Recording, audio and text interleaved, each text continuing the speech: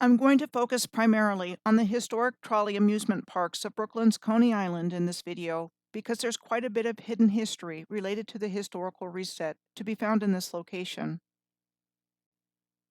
My name is Michelle Gibson. This represents just a small fraction of the historic trolley parks, star forts, and lighthouses once found in the upper and lower New York Bays and Hudson River Valley, which I detailed in a previous video called Star Forts Gone by Trolley Parks and Lighthouses of New York's Hudson River Valley and New York Bays. Just in the distance alone between the entrance to the lower New York Bay at the Atlantic Ocean to the locations around the George Washington Bridge, I found 11 star forts that are in pairs and/or clusters, 5 major historic trolley amusement parks, and 11 lighthouses. There were 3 historic trolley amusement parks on Coney Island in the New York City borough of Brooklyn, located right next to each other: Steeplechase Park, Luna Park, and Dreamland. For informational purposes, the other 2 of the 5 historic trolley amusement parks in the upper New York Bay were Palisades Park near Fort Lee, New Jersey on the Hudson River, and Fort George in Upper Manhattan on the Harlem River. This is what we are told about the historic trolley amusement parks at Brooklyn's Coney Island. First, Steeplechase Park. We are told that Steeplechase Park was created by entrepreneur George Tillieu in 1897. He bought and improved the Steeplechase Horses attraction, which featured mechanical horses pulled along metal tracks.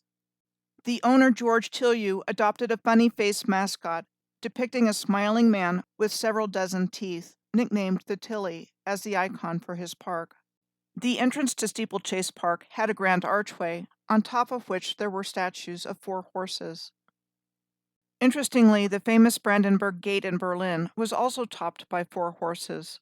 The Brandenburg Gate was said to have been designed by Karl Gotthard Langhans the Elder, who was inspired by the propylaea of the Acropolis in Athens and built between 1788 and 1791. Karl Gotthard Langhans comes down to us in the historical narrative as a Prussian master builder and royal architect in the neoclassical style, who was actually not trained as an architect, but instead educated primarily as a lawyer and mathematician. His best-known work was said to be the Brandenburg Gate, but he was also credited with many churches, palaces, grand houses, interiors, city gates, and theaters. We are told Karl Gotthard Langhans gained his architectural prowess from studying things like the ancient texts of the Roman architect Vitruvius. Back to Steeplechase Park on Coney Island.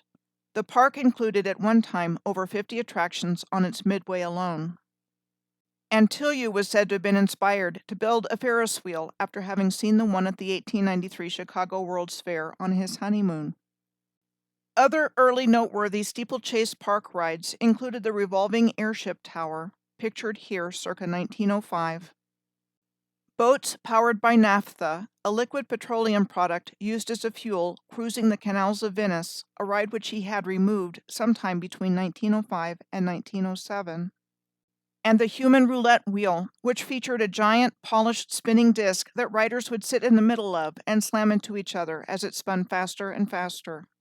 In Steeplechase Park's history, from its opening in 1897 and its closing in 1964, there were things like fires, rebuilding, rides added, and so on, like, for example, the 1907 fire. This quick-spreading fire was alleged to have started from a carelessly thrown still-lit cigarette into a garbage can at the Cave of the Winds attraction, and was finally extinguished 2 hours later after having destroyed nearly everything within Steeplechase Park. Remarkably, George Tillieu's home at the corner of Steeplechase Park was spared due to the extra effort of firefighters on the scene.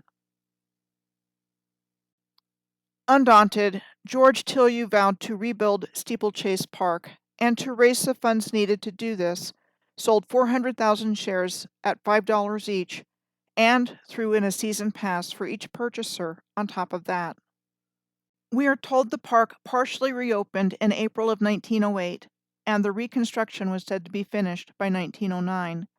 Here is a 1912 photo of Steeplechase Park, with the swimming pool front and center.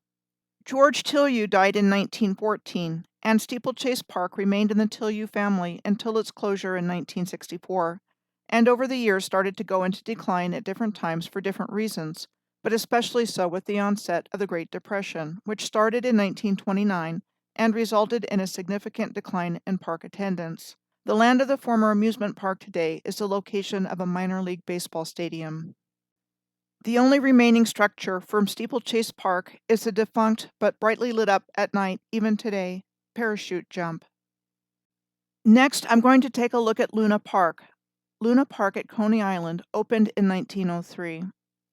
It was said to have replaced Sea Lion Park that was operated by a man named Paul Boynton between 1895 and 1902, the first enclosed and permanent amusement park in North America. Boynton was credited with being the first person to charge an admission fee to a large enclosed area containing multiple amusement rides and activities. The so-named Captain Paul Boynton was a world-famous back-in-the-day aquatic daredevil and showman who traveled the world's rivers in an inflatable rubber suit for P.T. Barnum and Company's Greatest Show on Earth and the Great London Circus. Here are some noteworthy historical side notes about P.T. Barnum. He was an early showman, businessman, and politician. P.T. Barnum got his start in what is now the financial district of Manhattan in 1841 with Barnum's American Museum, which was known for its strange attractions and performances. The attractions were a combination of zoo, museum, lecture hall, wax museum, theater, and freak show. Apparently, it became a central location in the development of American popular culture. Barnum's American Museum was filled with things like dioramas, scientific instruments, modern appliances, a flea circus, the Fiji mermaid, Siamese twins, and other human curiosities. The same Fiji mermaid is still on display today at Harvard's Peabody Museum. On July 13th of 1865, the building which housed Barnum's American Museum caught fire and burned to the ground. Apparently, there were not any human deaths, but a number of the live animal exhibits, including 2 whales imported from the coast of Labrador, were burned alive. This was the second of 5 major fires connected to P.T. Barnum. The first major fire associated with P.T. Barnum was the mansion he was said to have had built as his residence in Bridgeport, Connecticut, in 1848 and named Iranistan. It was said to have been set on fire by workmen in 1857, when Barnum had been away for several months. We are told Barnum had hired architect Leopold Eidlitz to design Iranistan as his own version of the Royal Pavilion in Brighton, said to have been constructed in England between 1787 and 1815. The Royal Pavilion in Brighton was said to have been designed in the architectural style of Indo-Saracenic revival as a seaside resort for the Prince Regent George by British architect John Nash, who was called one of the foremost architects of the neoclassical style of the Georgian and Regency eras. The Flip-Flap Railroad, mentioned at the bottom of this image of Paul Boynton's Sea Lion Park, was said to be the first looping roller coaster on the left, and another historic flip-flap ride that comes to mind was the one at White City in London in what was called the Elite Gardens at the 1908 Franco-British Exhibition on the right. John Belcher was credited with the design of buildings here as the chief architect of the 1908 Franco-British Exhibition. He was an English architect and president of the Royal Institute of British Architects. Paul Boynton's remaining long-term lease on Coney Island's Sea Lion Park was bought out starting on October 1st of 1902 by Frederick Thompson and Elmer "Skip" Dundee. Thompson and Dundee were invited to the Steeplechase Park by George Tillieu for the 1902 season. They were known for their ride called A Trip to the Moon that was at the 1901 Pan American Exposition that was held in Buffalo, New York. The name of the fanciful airship that was the main part of the Trip to the Moon ride was Luna, the Latin word for moon, for which we are told Luna Park in Coney Island was built around. Well, for one thing, the problem with that story is that there were, and still are, Luna amusement parks all over the world, including but not limited to Shiraz, Iran, and Ankara, Turkey. The land Luna Park was on was located next to where the Elephantine Colossus Hotel had been located. We are told this hotel was a tourist attraction on Coney Island that was an example of novelty architecture designed by Irish-American inventor James V. Lafferty. The massive elephantine structure stood above Surf Avenue and West 12th Street from 1885 to 1896, at which time it burned down, giving Thompson and Dundee more land upon which to build Luna Park. Speaking of elephants, this picture was taken in January of 1903, when Luna Park was said to have been under construction. It shows Topsy the elephant before she was executed by electrocution for being a bad elephant by Thompson and Dundee as a publicity stunt to advertise the opening of their new park. This seems hauntingly reminiscent of the building fire associated with showman P.T. Barnum that resulted in the tragic deaths of the large, helpless whales and other animals trapped inside. The invited press that day included the Edison Movie Manufacturing Company, who filmed the event. It was released to be viewed in coin-operated kinetoscopes under the title of Electrocuting an Elephant. We are told that Luna Park's architectural style was an Oriental theme, with over 1,000 red and white painted spires, minarets, and domes on buildings constructed on a grand scale. All the domes, spires, minarets, and towers were lit up at night with hundreds of thousands of incandescent lights. In the middle of the lake at the center of the park was a 200-foot or 61-meter tall electric tower that was decorated with 20,000 incandescent lamps, said to be a smaller version of the electric tower featured in the 1901 Pan American Exposition in Buffalo. Luna Park was accessible from Culver Depot, the terminals of the West End and Sea Beach streetcar and railroad lines. Besides a multitude of rides, attractions at Luna Park included infant incubators, described as a new type of infant care where infant incubators containing premature babies were displayed in shows called infantoriums. They were touted as neonatal health care, helping newborn babies with compromised immune systems by providing a sanitary environment to reduce the possibility of getting an infection. Infant incubators for premature babies became widely available at fairs and amusement parks across America, rather than hospitals, which we are told had nothing to help them. What we are told is that many parents of premature at-risk babies pretty much had to bring their infants to a sideshow infantorium at an amusement park or fair, and that these infant shows were the main source of health care for premature babies for over 40 years. Say what? Over the years, Luna Park would continue under different management, with constant changes. The end of Luna Park came with two fires in 1944, one in August and one in October, which destroyed the park, and in 1946, the whole park was demolished. There has been a Luna Park operating near the original location since 2010 that has no connection to the 1903 park. Dreamland was the third and last of three original parks said to have been built on Coney Island in the early 19th century. Dreamland was said to have been founded by successful Brooklyn real estate developer and former state senator William H. Reynolds as a refined and elegant competitor to the chaotic noise of Luna Park, and opened in May of 1904. The location of Dreamland was near the West 8th Street subway station opposite Culver Depot. Everything at Dreamland was touted to be bigger than Luna Park, including the larger electric tower and 4 times as many incandescent lights than Luna Park. Besides having high-class entertainment, morality plays, and rides, Dreamland had human zoos featuring dwarf inhabitants in what was called Midget City, a Somali village, and a Filipino village. Like Luna Park, Dreamland also had an infant incubator sideshow attraction. It was typical for these historic permanent amusement parks and temporary exhibitions like World Fairs to have these infantoriums and human zoos as visitor attractions. So, as we saw with the callous disregard for the lives of animals in their care, these showmen and entrepreneurs had no regard for the sanctity and dignity of human life either, except for how it benefited them.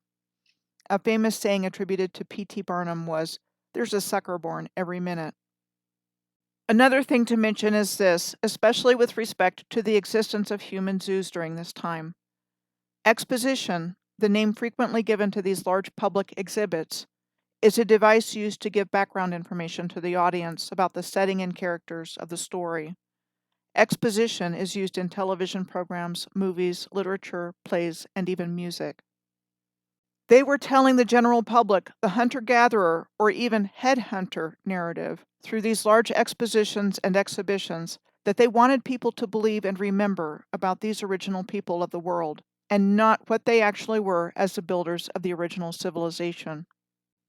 Instead, they took credit for their accomplishments and legacy and kicked the original advanced humans back to the Stone Age by their systemic practices of brutality, inhumane treatment, and marginalization, among many other things, including large-scale genocide. Dreamland's life on Coney Island was ended only 7 years after opening. On May 27th of 1911, a fire started at the Hell Gate attraction the night before the season's opening day and spread quickly, completely destroying the park by morning. Brighton Beach is adjacent to the 3 major historic Coney Island amusement park locations. The Brighton Beach Racecourse was an American thoroughbred horse racing facility shown here, opened on June 28th of 1879. It was instantly successful and drew wealthy patrons from New York City. The track prospered in 1908 when the New York State Legislature passed the Hart-Agnew Law, banning gambling. The Brighton Beach racetrack was eventually torn down and, by the 1920s, replaced by residential housing.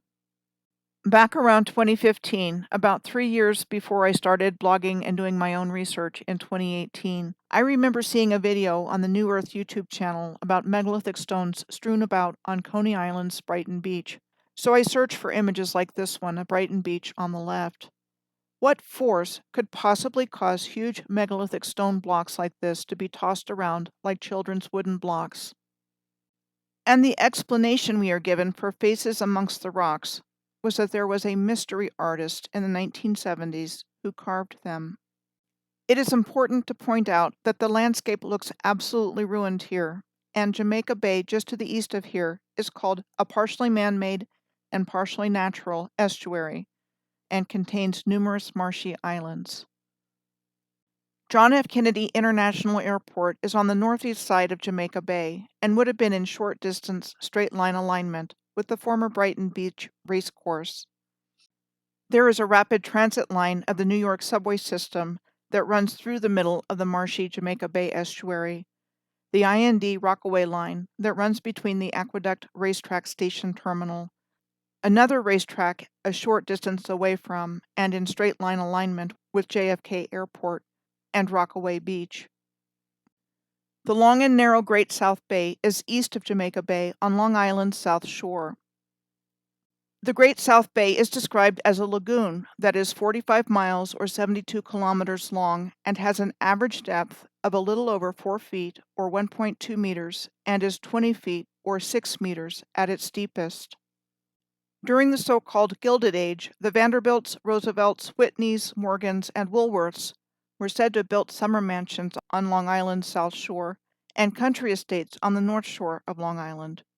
One definition that I found of Gilded Age is that it was a period of gross materialism and blatant political corruption in the United States from the 1870s to 1900.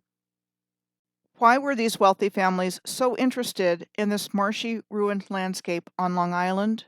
Just as one of many examples, the land on the West Hampton Dunes of Long Island's South Shore is considered prime real estate. But it wasn't only on Long Island. The elites claimed the ruined land all along the northeast Atlantic coast throughout the New York-New Jersey estuary system for their special enclaves and summer colonies. Why? Clearly, this was a very powerful place on the Earth's grid system, with all of the historic star forts, lighthouses, and historic amusement parks all along the Hudson River and New York bays.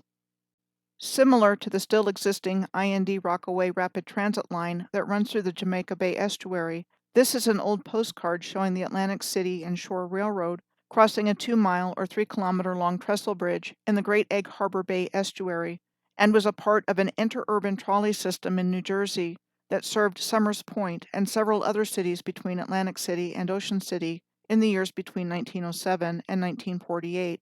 The reason given for the end of its operations was a hurricane damaging the viaduct in 1948, and fixing it was cost prohibitive because of the decline in trolley use. So those behind the narrative we are educated in, perhaps indoctrinated is a better word, definitely want us to believe these rail lines were built by wealthy railroad barons, who in turn were responsible for everything we know in our world coming into existence. But what really flies in the face of this explanation are the countless examples of rail lines or historic rail lines co-located with sunken, swampy, marshy, and also desert lands around the world, like in Portland, Oregon, where there is a visible starport point at the Smith and Bybee Wetlands Natural Area, which is now the location of the Bybee Lakes Hope Center for the Homeless.